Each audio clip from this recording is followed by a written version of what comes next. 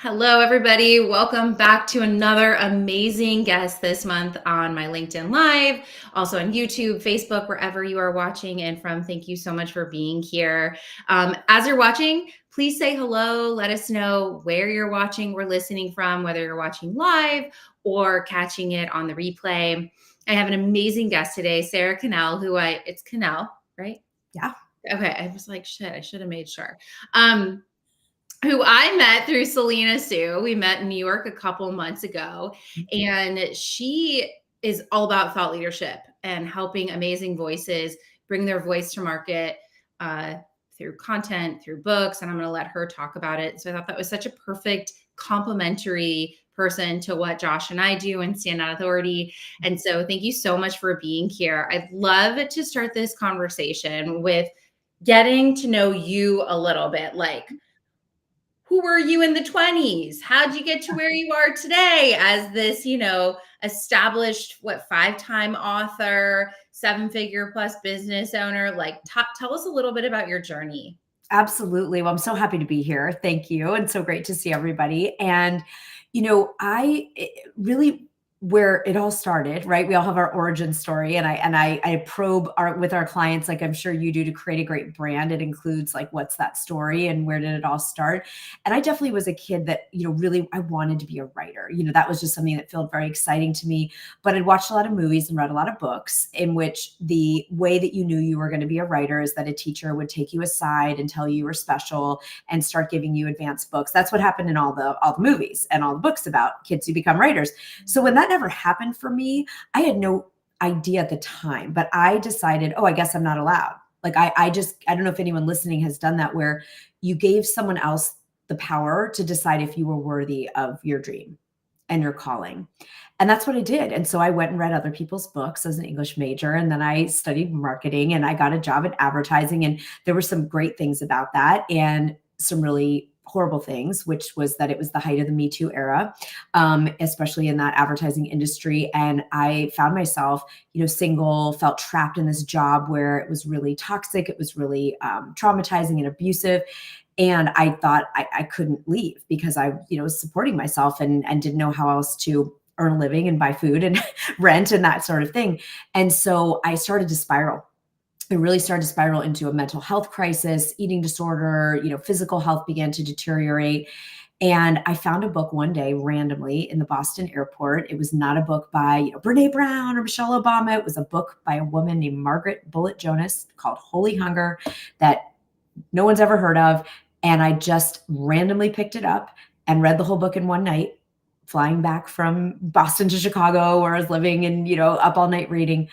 And just that one woman being courageous enough to share her story was different than mine. She had different traumas, she had different challenges, but she shared how she basically got well from an eating disorder and then reclaimed her life.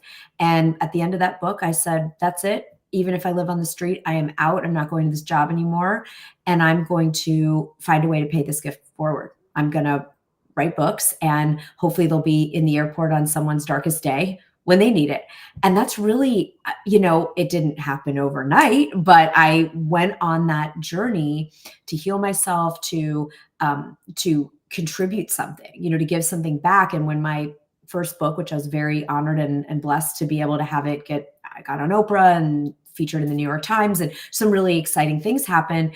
And that's when I trained as a coach. I was a writer. I had these two worlds. And I said, no, this is what I'm going to do, because I knew there were other people who had a methodology, a mission. They had a framework. They have a way of seeing the world or a story that could really transform people's lives. And I wanted to make sure that I devoted mine to making sure they got to do that. And that's what I've done ever since. I mean, it's just been you and I, Rachel, I love, because we care so much about really brilliant, amazing people getting seen and known as thought leaders in their industry. And you need a brand.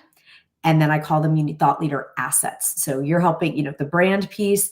And then what reinforces that brand, in my opinion, is a book, is, whether you're speaking in keynotes or doing TED Talks, you're writing and speaking. Those are the power, thought leader assets that reinforce your brand and help build the brand. And so that's why I was so excited to meet you. And I know we just got it. We immediately, I was like, all right, who else is here? I'm hanging with Rachel, right? This is so great, because it is, if we don't create the assets and have a brand, there is a version of us that dies with our music still in us, meaning just a few people that know us get the benefit. But likely, if you're sitting here and you're on LinkedIn and you're listening and watching this, you know that there's more people you're meant to impact. Mm-hmm. So talk about your process a bit, because you're right. A lot of people don't really get there, right? Mm-hmm. There's that imposter syndrome where they stay stuck in the job because they don't want to take the leap like you did. So how the kind of people you've worked with, or even your own journey, how do you sort of bring out that methodology and that thought leadership? I love this because it is so overwhelming to think about creating a brand, to write a book, to do a TED Talk. I mean, it's like, who has the time? No one. So the answer is no one. We're never going to feel ready. We don't have the time. So we'll take those off the table. Yeah. And what's at stake, right, is our legacy, right? Our impact on the world, and a lot of times our revenue, because I've built a multi-7-figure a year business through writing and speaking. I mean, that's what I, teach people to do. And so it is so powerful and can be so worth it. So you started with the perfect thing, because until we deal with our mindset, right? Thought leadership, in my opinion, starts with leading our own thoughts. And if our thoughts are, I'm not worthy, who cares? I'm not a celebrity, I don't have 1 million followers on Instagram, we walk ourselves back from the vision, right? We just abandon it because we think, please. And so the first step, really, we're a brain science based, coaching organization, and we weave that into everything. It's really starting to instill the identity, inviting you to step into that identity of thought leader, of best-selling author, of speaker, and whatever words, maybe it's activist, maybe it's, everyone will have their word, but it's really doing that identity work, because identity drives behavior. So if we think, I'm not worthy, no one cares, imposter syndrome, it's really hard to sit down and write after you have 8 million other important, urgent freaking fires to need to put out. It just is. So we start with a brain science-based approach, working on the subconscious and conscious levels, so that really helping someone to wire their brain for that sense of ownership of your value, and also for success in thought leadership. And then the fun part starts, because then it's like, oh, what do I want to make, from that? And so I reverse engineered 100 New York Times bestselling books, because I was procrastinating from doing my own writing. That's the truth. The good thing that came out of that bout of ridiculous procrastination was that I wanted to find out what the common denominators were of these books that have, like, Napoleon Hill, or, all the way, Tony Robbins, what are the books, Brene Brown, like, what are they all doing that makes a book have that kind of, forest fires, ripple effect, like everyone's talking about it. And there really are very specific, there's 3 specific things. I'm happy to share them here, or, like, let, your audience know about them. But the idea is that we want to take away the blank page. And so whether someone's writing a talk, a book, creating content for YouTube, the idea would be, like, how do we take away this idea of just that horrible blinking screen of, like, what am I supposed to say? And really look at, and you get just the quick overview of, like, in 30 seconds, is that all those New York Times bestsellers, and this is true for the top videos on YouTube and the, top TED Talks, they have some element of a story, right? You asked me right here, Rachel, right? Because we got to trust somebody. We have to like them. We got to trust them to take the rest of the journey, right? So we have some element of our story that also includes our credentials, right? Like, why is someone gonna, like, if I say, oh, I'll teach you to write a book, and I've never written a book, that's very different than, okay, I've helped over 1,000 people write a book. I have 5 New York, a combination of different bestseller lists, but I have 5 best-selling books. We've got to give people our story and our stats in a way, right? Yeah. And then the second S of 3, it's SSS. The second thing they all did is they talked about the situation with stakes. So what does that mean? It's like, okay, I have my personal story of a book saving my life, but then I zoom out to the bigger situation, which is that 200 million people in America say they want to write a book, and very few of them will ever do it for all the reasons you just brought up: imposter syndrome, no time, overwhelming, I don't think I'm a writer, on and on. And so that's the situation, and then the stakes we talked about. Like, what if we feel called to be a thought leader and we don't share our work? Well, then nobody gets the win. We don't win, they don't win. Mhm. Finally, the rest of our video, talk, book is the solution. So Mm. the story, the situation, the solution. And I know it sounds simplistic, but I tell you, every one of these books did it. Every one of the documentaries does it. They do some version. It could be in a different order. But when we do that, we are guaranteed to create value. That's a bestseller, is just enough people, or a viral TED Talk is just that enough people watch it or read it. Right. Right. So I love this. Like, we want to take away the fear of the blank page. Everyone can think of their origin story because you've lived it. We Mhm. can ask ChatGPT in 2 seconds what the situation, stats, stakes, like what's the deal in the world, get a statistic. We had a client writing a book about, she left the fitness industry and was really helping people reclaim healthy body image. And, she found a statistic of a very upsetting study that 94% of women in America say they hated their bodies. Mhm. So it's like, that's horrible. That's not a good number. We don't want to live like this. And so, just having, we can find this now. You don't have to hire a research assistant anymore, right? It's like AI, and then your solution. All of you watching this, your mastery, your method, your way. Rachel, you're going to be on our podcast soon too, which is so fun. It's like, how you and Josh, like, take people, how your process, that you help them get known in their branding and optimize their brand. So we can all do this. It's not so scary as like, I had to write a 200-page book about what. Mhm. Mhm. That's so easy. Yeah, it's like, seems so easy, and then what is the hardest part, Sarah, I have to imagine, is doing it for yourself. Because it's like, and this, we run up when going through people's story, and we're going through these questions, but thinking about that, well, how do we position you on LinkedIn? How do we create content? You have to use the same sort of arc and Yes. thought process. Yes. People take for granted what their powers are. They don't understand their story. Completely. It's just, you need people like yourself to kind of pull it out and get those stories. And I think that that's what's made, to your point, people like Brene Brown, or people are obsessed with the let them theory. And wow, has that really hit the boomer generation, particularly? Right. Something, resonating to the 40 plus. And it's not, and I love Gabby Bernstein, and she's Yes. sort of like, to me, just simplified spirituality. Nothing is actually that original.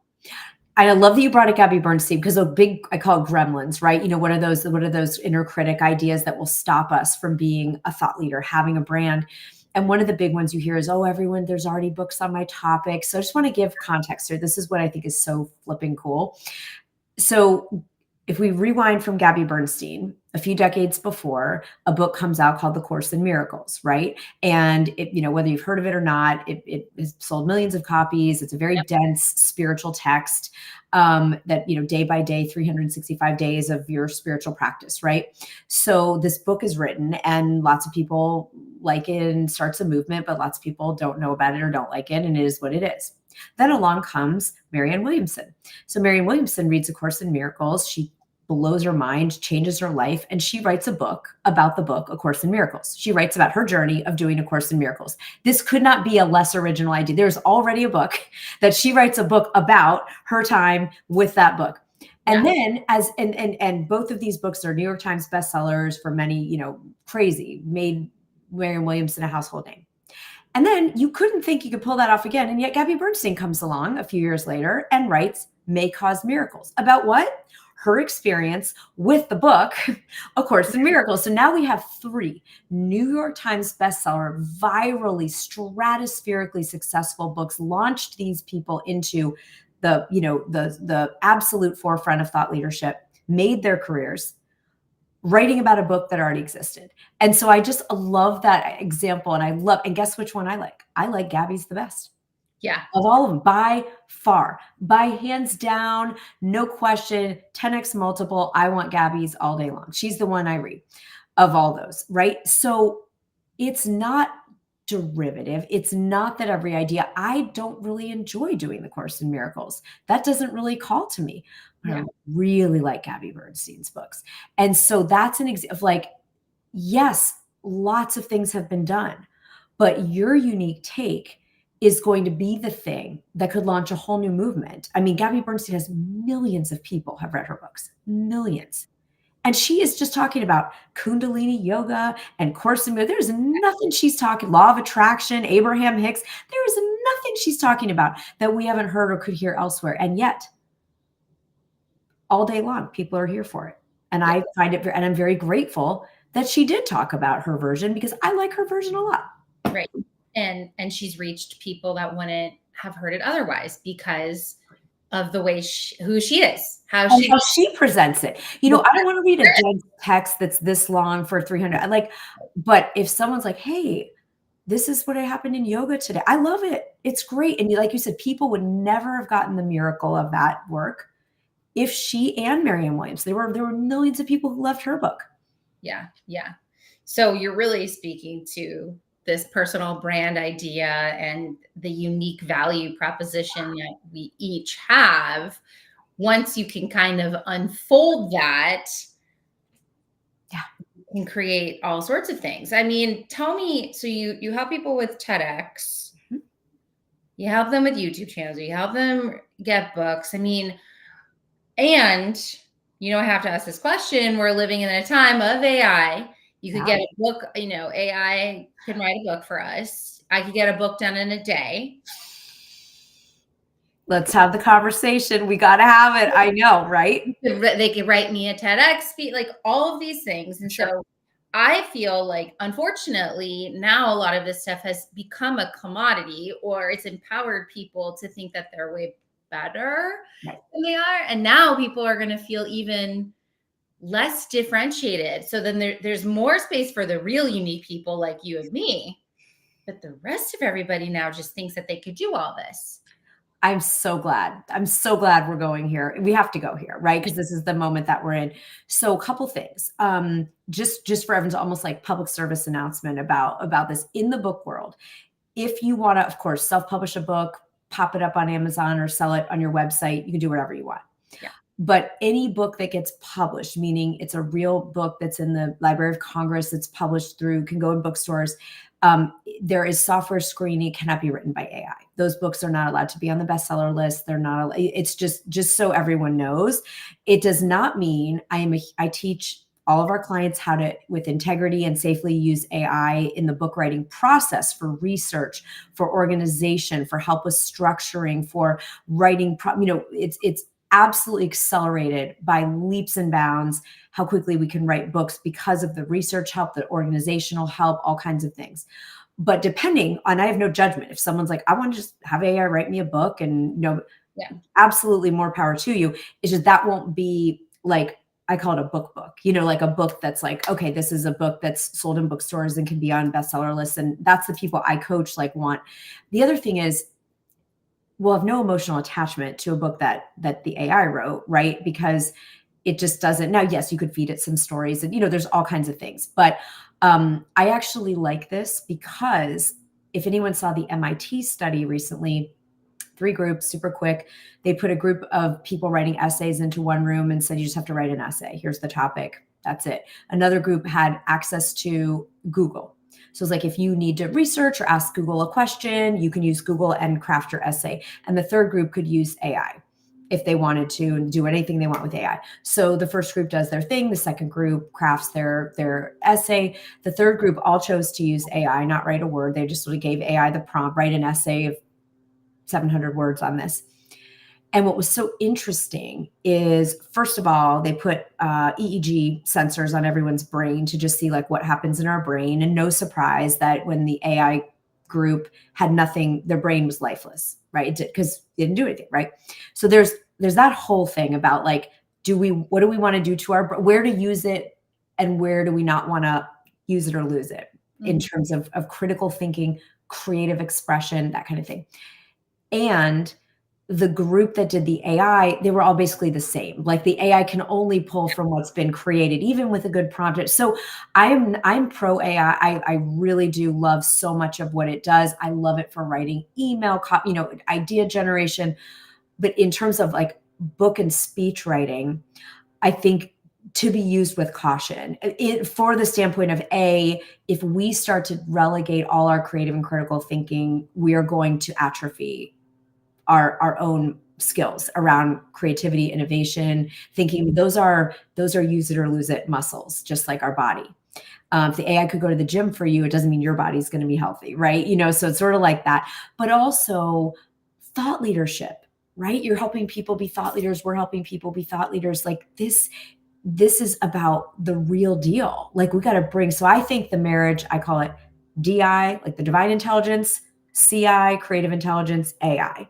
And that is the trifecta of the time that we're in, I think, using it wisely, using it in ways that can expedite, make our life easier, but making sure that we bring something to the world that is unique, again, in our singular way of viewing the world. It's not to be a unique topic.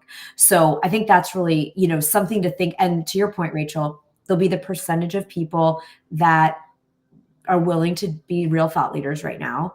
And then there'll be people that just think, it's just, believe me, it is easier. I wrote all weekend because I have a book deadline for the 7th book, and I really would have liked to be at the pool. Okay. Like I just say it, I would have, but I'm on it. I have a deliverable and I am going to write every word of that book. So it's just a choice. There's no morality, judgment, good. It's just for everyone, to kind of think about. And it's exciting because when we free up more of our time with AI in the ways that it can really enrich our lives, then we've got more of that white space for those big ideas to come in. Yeah. Yeah. It's you made so many good points.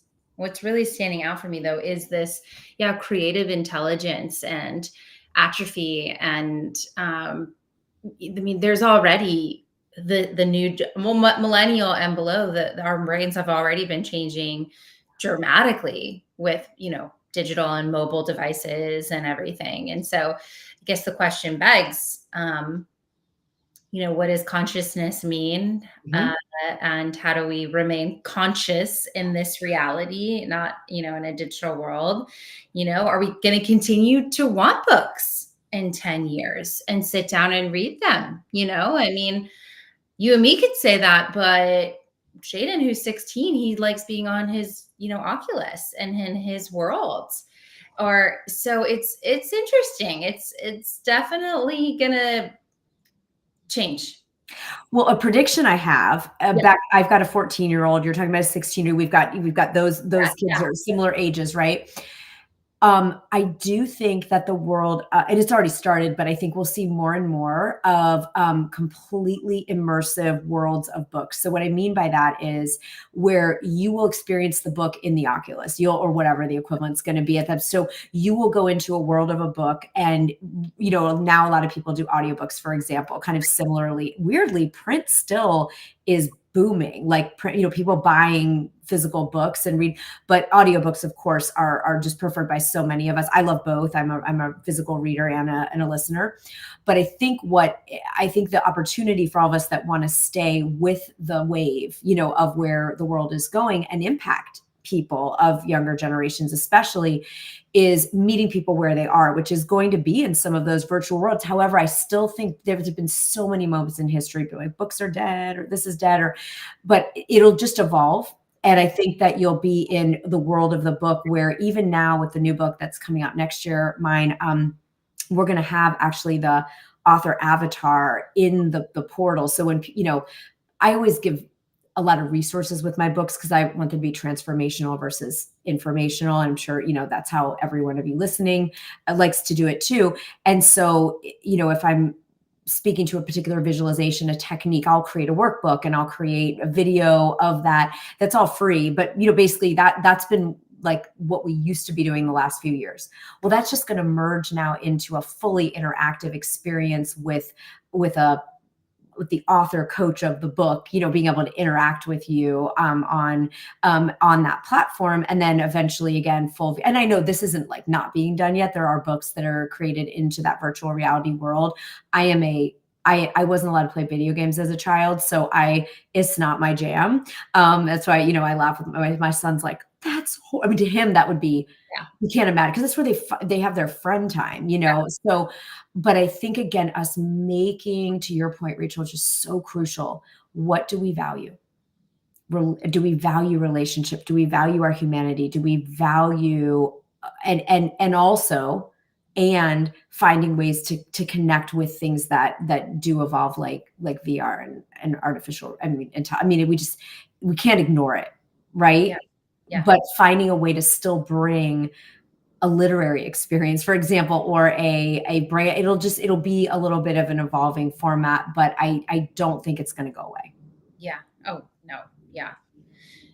So yeah, so many books. You did 7? I thought it was 5. 7? Okay. Yeah, the 7th is my manuscript's due November 1st, and I'm sweating it, to be very honest. It's just a lot. Are you allowed to talk a little bit about it? Yeah, I mean, like, what's the? I'm in it right now. Well, so, and a little bit of it, it does include what I just talked about, that creative intelligence meets artificial intelligence is part of it. So it's called The Download. And so again, it's out fall 26. But the purpose really is train your brain, unlock your genius, create miracles. So we were talking about miracles earlier. Love it. Love miracles. So it's a neuroscience-based book, but very much about creativity and how do we get that, we call it, downloads, right? We're kind of playing on this time that we're in. How do we download the next business idea, the next book idea, the next, even a solution for our family or a health condition? How are we downloading those from, whether you want to call it source, consciousness, the field, whatever fits with our worldview, because there are ways to train our brain to be able to not have that be most people have those moments, right? Like you get an intuitive hit, you get a sign, like those things happen to almost all. I hope everyone listening has had that happen at least at some point. But what this is really working on, it's almost like atomic habits style, where there's a methodology. There is actually a way and a system to have that be much more of a consistent, reliable, the quality of those downloads, the frequency of those big ideas, and how to bring that in the age of CI and AI, the creative intelligence. Make sure we don't lose the creative intelligence and don't go there first and then bring the AI in to serve. And so it's exactly really what we're starting to get into here. And it's what I'm obsessed about. And I spent all of the weekend studying gamma brain waves, because there's a new brain state that's been identified, hyper gamma. And, if you're a brain science nerd, you'll think, oh, we used to think the human mind couldn't go beyond a certain hertz. And now that's been absolutely smashed out of the waters, but by people who spend a significant amount of time meditating or walking in nature or having white space. You think about Nikola Tesla, Einstein. This is not just about writers or creative people. This is innovators. These are the people, true thought leaders. We've got to keep the channel open and not, again, just go to what's the easy, fast thing. So that's really what I'm very excited about it, because that's all I'm doing right now. I love the topic. I mean, it's sort of like the antithesis of what people are talking about. Like there's like 2 waves of conversation. Right. And so how do we bridge those? Sounds amazing. Very excited to read that when it's out. As we close up our conversation today, I had a couple hot questions for you. Hot takes. Let's do it. Okay. TEDx or best-selling book? What would you choose first? Yeah. So they're both great because they both do similar things, as in they're credibility boosters. You get instant authority, all the things. Here's what I'd say. A lot of times what I hear from the people we work with is that doing the book gets them into such a new level of mastery. Even people that have been working 20, 30 years in a field, the way that put those ideas together, and it's going to be a lot faster to pull a nugget and do TEDx. So I say that if you were equally excited about both. I would recommend the book first because you'll be in such a level of empowerment around your message, and then pitching to TEDx will become a faster, easier process. However, if you just are like, I want to do it, I want to stand in that red circle, I want to be there, go for it, because they're both going to, you have a great TEDx talk, it'll help, promote the book and vice versa. So it's a chicken and egg a little bit. Yeah, that makes a lot of sense. Do you have a power outfit for when you go on stage? Oh my gosh. I do love playing with outfits. So it is very, very fun to me. Right now, I'm really into, I had the gift of going to France like twice this year, which is just for a whole bunch of reasons. And was once with clients and once for a family event. And so I'm kind of into this whole like Parisian suits, like the no shirt under a power suit, monochromatic, I like color. So that's sort of my right now power outfit would be, I just got this kind of like coral, it's like almost a red coral pantsuit, very Parisian vibe. So that's right now my jam, but I love dresses sometimes. Yeah. Well, I mean, the suit is in right now. That whole vibe for women. I love that. Yeah. Any personal mantras you say before hitting the stage or going live? Yeah. So the heartfelt one is, let me be like a vessel for what one person here needs to hear. Like that idea that I'm here to speak to that one person that needs to hear this message. That gets me at least out of my head. I'm there to be of service. And then, it's not so much on stage, but like in life, kind of in general, about being courageous on that next thought leader leap or whatever it is that we're going for, because this work requires so much courage to be visible, to develop a brand, the amount of imposter syndrome we have to walk through and old stuff and those old messages. So I just love, you can and you will. Mm. I can and I will, because that's a declaration. Mm. And so I really love that when oh, you can't write a book or you can't build a brand or you can't, it's like, I can and I will. Mm. That's like the perfect way to end this interview. I can and I will. Well, we know LinkedIn has been a bit of a struggle with getting you back activated, but it's going to happen. We're going to make it happen.